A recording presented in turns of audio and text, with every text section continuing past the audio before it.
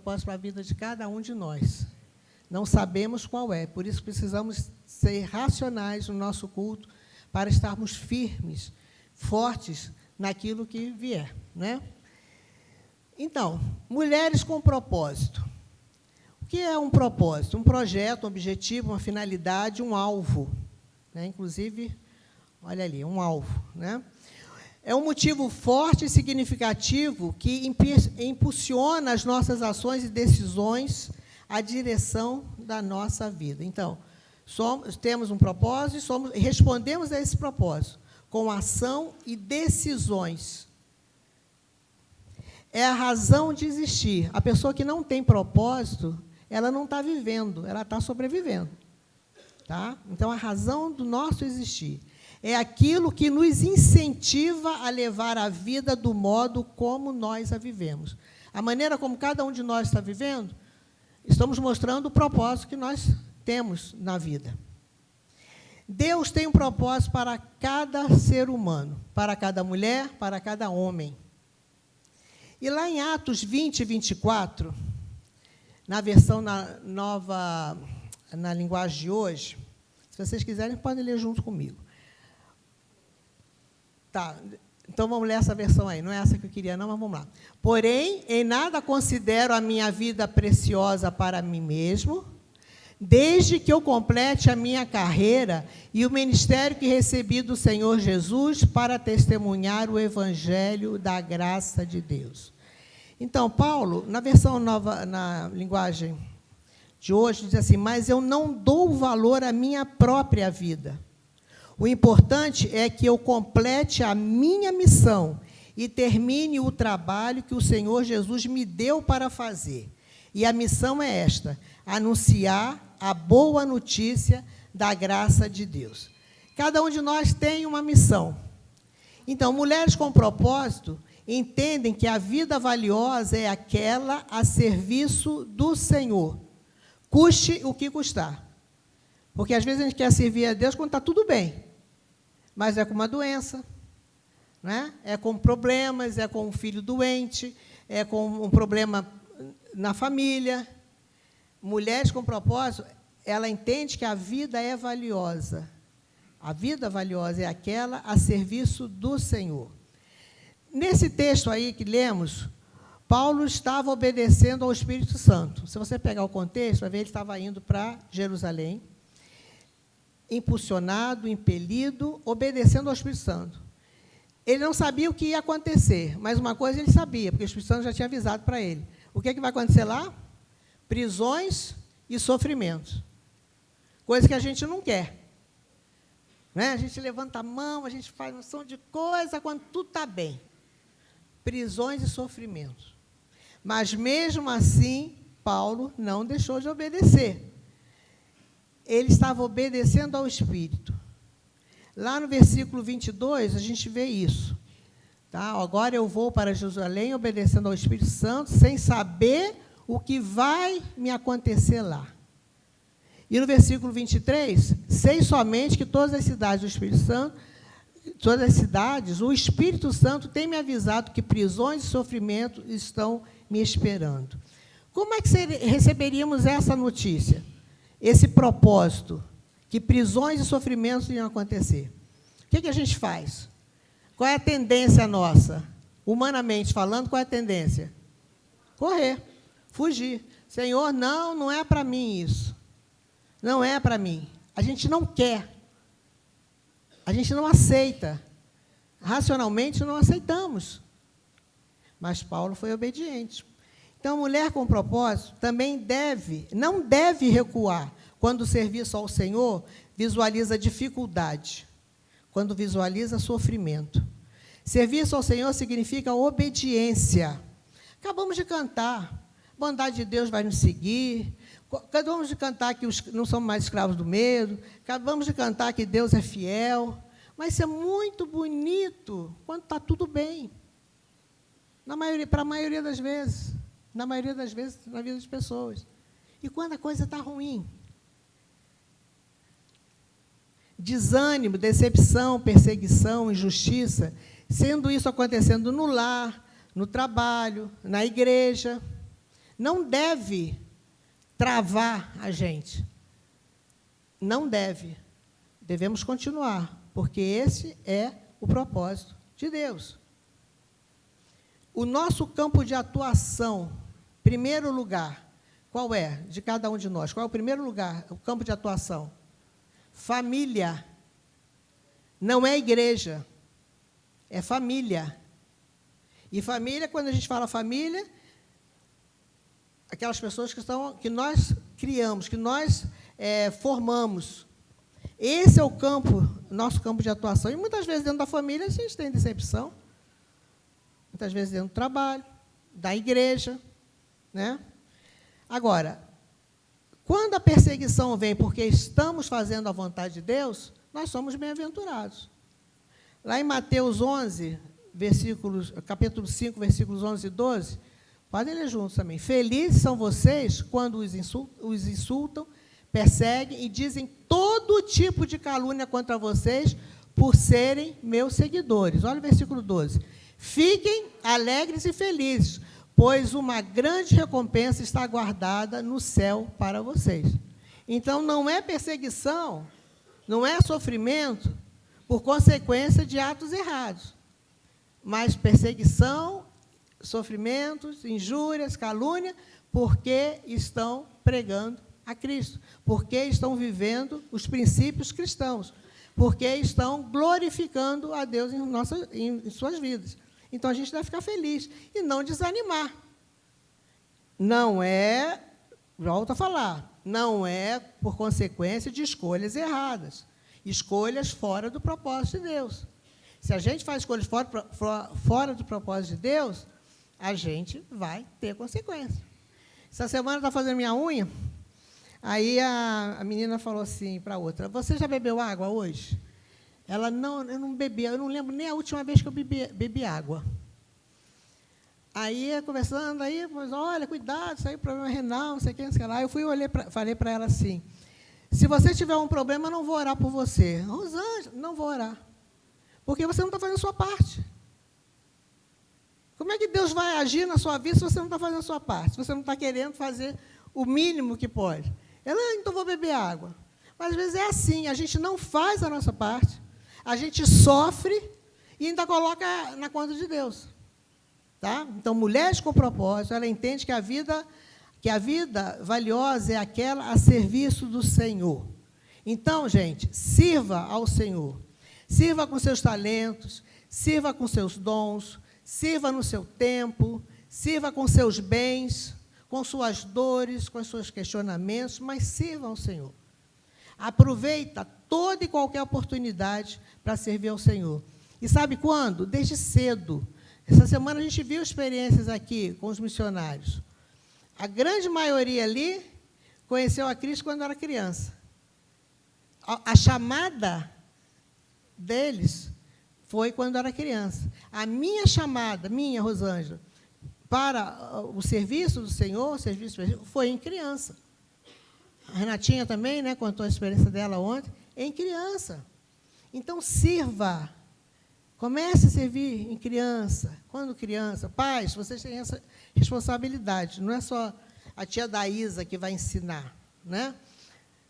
Toda vez que as crianças vêm aqui à frente, quando vão sair para o culto infantil, a minha oração é, Senhor, não deixe que os pais atrapalhem a mensagem que está sendo pregada a essas crianças. Não deixa, porque quantas crianças se afastam da igreja depois de uma determinada idade, quando começam a crescer, por mau testemunho dos pais. Os pais não ajudam em nada. Né? Então, a minha oração sempre é essa, não deixa mas que continuem aprendendo, continuem tendo prazer em servir ao Senhor. Então, criança, adolescentes, jovens, adultos, velhices, as melhores épocas, a melhor ocasião para a gente fazer boas decisões é na adolescência. Então,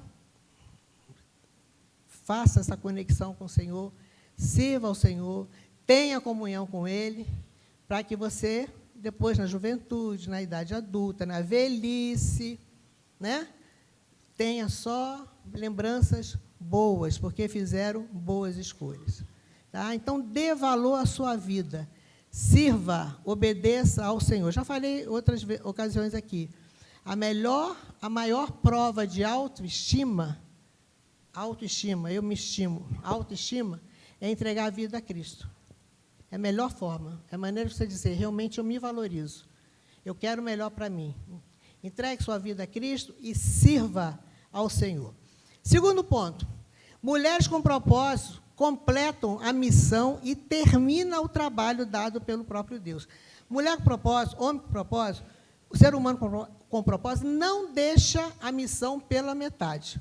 Conhece pessoas que deixam a missão pela metade? Conhece? Eu conheço vários, muita gente. E a gente tem que tomar cuidado para a gente não fazer isso. Né? Versículo 24, vamos lá, 24, na parte B. A minha missão, o importante é que eu complete a missão e termine o trabalho. Que trabalho é esse? Que o Senhor Jesus me deu para fazer. A propósito aí, olha o propósito aí. É um trabalho específico da pessoa. O meu trabalho não é o mesmo do meu marido. O meu trabalho não é o mesmo dos meus filhos. Cada um tem o seu trabalho específico na obra de Deus. Então, você tem completado a sua missão, a sua carreira, o seu propósito, dado por Deus? É individual, é pessoal, não dá para transferir para outra pessoa, é seu. Agora, uma coisa que a gente deve lembrar, a obra do Senhor, ela vai acontecer, tá? Porque, às vezes, a gente vê gente mimada, né? Irmãos mimados, falam assim, não vou, eu quero ver se a coisa vai acontecer. Conhece gente assim? Conhece, né? Não vou fazer isso, vou deixar para lá. Vai acontecer, porque a obra não é sua, é do Senhor. Agora, quem é que vai perder o privilégio de servir é você. Eu trabalho aqui na área da música, e por esses anos todos, a gente vê isso. Às vezes a pessoa fala assim, ou saiu, vai para outro lugar, ou se desviou. Aí a gente pensa, Senhor, como é que vai ser? Aí vem um outro melhor. Vem um outro que completa mais. Porque a obra não é nossa. A obra é de Deus. Eu tremo, eu falo isso com o meu ministério, quando alguém vem falar para mim assim, olha, eu vou dar um tempo. Eu vou dar um tempo agora. Geralmente, na maioria das vezes, nesses 42 anos que a gente está aqui na igreja, a pessoa que dá um tempo não volta mais. Não porque eu não deixo, mas porque ela está se afastando. Quando ela chega a esse ponto, ela já está longe de cumprir o propósito de Deus. Aí ela dá uma desculpa. Ah, porque não me deixaram cantar? Porque não me escalaram? A mulher, porque não tinha lugar na van para eu ir? Não me deixaram participar da cantina? Não me botaram na primeira fila do coral? Vem com umas desculpas, sabe? Mas, na verdade, a pessoa não quer mais. Cuidado, você não sabe se vai dar tempo de voltar. Ou então, estou muito ocupado. Estou muito ocupada. É certo, tem muitas mulheres na igreja que fazem coisa demais. Não é para fazer. Por que tem que estar em tudo? Escolha. Qual é? Olha, a obra e o ministério, a carreira e o ministério que Deus me deu para fazer. Qual é a sua? Ah, mas tem que aparecer, tem que estar em tudo. Não é assim, gente. Não é assim. Veja o que é. Tá? Então, muitas mulheres, muitos homens fazem coisas demais sem necessidade. Volto a falar, primeiro lugar na nossa vida, Deus. Segundo, marido, se você é casada.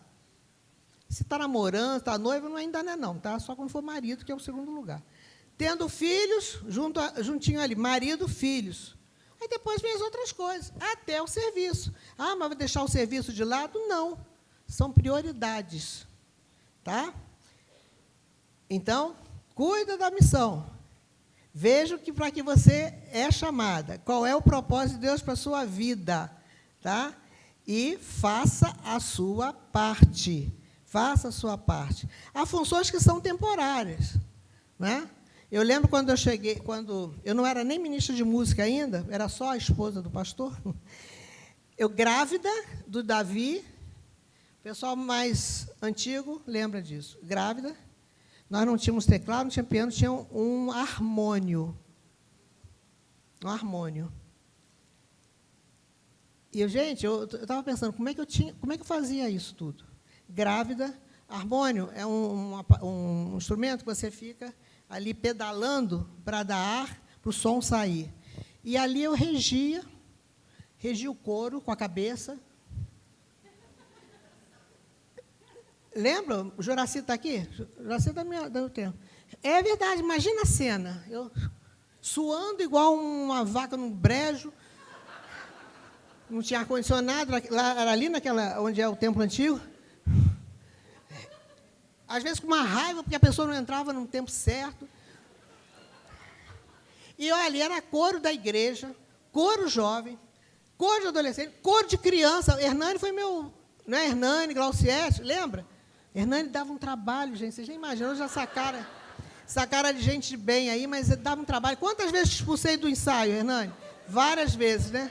Vai embora, Hernani, vai embora. Tá? Mas, graças a Deus, já está aí o homem. Tem que fazer bagunça quando é criança, né? Esse negócio de criança muito quietinha, adolescente muito centrado. Cuidado, né? Quando chegar na idade adulta, vai fazer besteira. Então, estava lá, gente, como é que podia isso?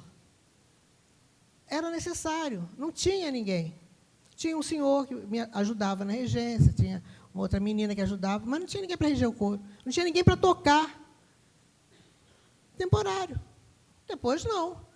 Graças a Deus, chegando gente muito melhor do que eu, faz um trabalho excelente, está aí completando a obra. Então, faça com excelência. Com excelência.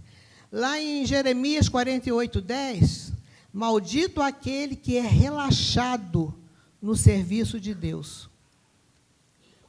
Fogo, né? Aí pegou, né? Não sei o que estou falando, não, está aqui em Jeremias. Vocês devem ter lido aí meses atrás. Maldito aquele que é relaxado no serviço do Senhor. Tá? Então, vamos tomar cuidado. Certo? Não vamos ser relaxados. Vamos fazer a coisa com excelência. E terceiro ponto, 3 pontos, viu aí? Mulheres com propósito anunciam a boa notícia da graça de Deus. Olha aí, o finalzinho aí. Terminar o meu trabalho, a missão e termine o trabalho que o Senhor Jesus me deu para fazer. E a missão é esta, anunciar a boa notícia da graça de Deus. Mulheres com propósito completam a missão e terminam o trabalho. Mulheres com missão anunciam a boa notícia da graça de Deus. O que temos feito na nossa vida, mulheres? O que é que nós estamos anunciando? Não é? O que é que nós estamos propagando? Somos filhos de Deus, não somos mais escravos do mesmo, somos filhos de Deus, então vamos testemunhar o evangelho da graça de Deus. Agora, para isso é necessário ter experiência com Deus. Como testemunhar? Se a gente não conhece, se a gente não vivenciou, se a gente não viu. Mas nós já tivemos experiência com Deus, certo? Tivemos experiência. Então, vamos testemunhar isso. Aonde? Volto a falar. Dentro de casa. Primeiro lugar. Dentro de casa. Os membros das igrejas, homens, mulheres, estão pecando muito, deixando muito a desejar por isso. Não estão testemunhando dentro de casa. Os filhos estão vendo a sua posição, os filhos estão vendo a sua postura, mulher, homens, estão vendo seu mau testemunho dentro de casa, as suas palavras dentro de casa, estão vendo o que você comenta dentro de casa, né? Aí eu falo, aí depois vem com a cara mais lisa, né? Olha pelo meu marido, olha pelo meu filho. Mas elas próprias não estão testemunhando dentro de casa. Não estão propagando a boa notícia. Dentro de casa, e de casa para o mundo. Atos 2:1-8, que a gente tem repetido, não falamos hoje, mas temos repetido durante todo esse mês, que é a divisa da campanha da junta, receberão poder ao descer sobre vós, sobre vocês, receberão poder e serão minha testemunha, tanto em Jerusalém como Judéia e Samaria até os confins da terra. Eu gosto dessa versão aqui. Receberão poder ao descer sobre vós o Espírito. E que Espírito Santo é esse? O mesmo Espírito que falou a Paulo lá, olha, tem uma missão. Você vai lá. Vai ter sofrimento. Vai ter prisão. Então, esse mesmo Espírito, ele nos dá poder. E vocês serão minhas testemunhas, tanto em Jerusalém, como em toda a Judéia e Samaria, até os confins da terra. Não vai ser uma testemunha melhor em Jerusalém ou pior em Jerusalém. Como? Então, o testemunho que você dá em casa, você deve dar na igreja. O testemunho que você dá na igreja, porque às vezes na igreja dá um testemunho melhor, né? Parece melhor, aquela coisa toda, mas dentro de casa é o cão. Dentro de casa é uma cobra. Né? Aí prega aqui e afasta ali. Então, é tanto em Jerusalém, como em toda a Judéia, Samaria, até os confins da terra. Em qualquer lugar, seja no salão de beleza, seja na academia, seja onde mais, gente? Seja fazendo comida, anunciando, na fila do mercado, no trânsito, no sacolão, quando vai buscar a criança na escola, quando o cara dá uma fechada, para no lugar que você estacionar, seja minha testemunha. Complete a obra. Mulheres com propósito obedecem à voz de Deus. Não obedece daquilo que eu quero, naquilo que eu gosto. Não foi do meu jeito, eu não vou. Não, mulheres com propósito obedecem integralmente a Deus. Obedecem totalmente. Mesmo visualizando que as coisas não serão fáceis. Mas o propósito de Deus é maior. Mesmo visualizando. Porque a gente gosta de contar vitória, né? Só vitória, só vitória, só vitória, só vitória. Né? Não gosta. Quando a coisa ruim não é de Deus. Paulo, você vai lá para Jerusalém. Você vai encontrar prisão e sofrimento. Mas ele foi e obedeceu. Eva não obedeceu. E olha o estrago que foi. Foi expulsa do paraíso, expulsa da presença de Deus. Houve o primeiro homicídio da história humana. Um filho matou o outro. Já Maria, solteira, uma adolescente, quando veio o propósito de Deus na vida dela ser a mãe do Salvador, o que ela fez? Glorificou a Deus. Então, diante de tudo que nos é apresentado, diante do que Deus nos apresenta, qual é a nossa resposta?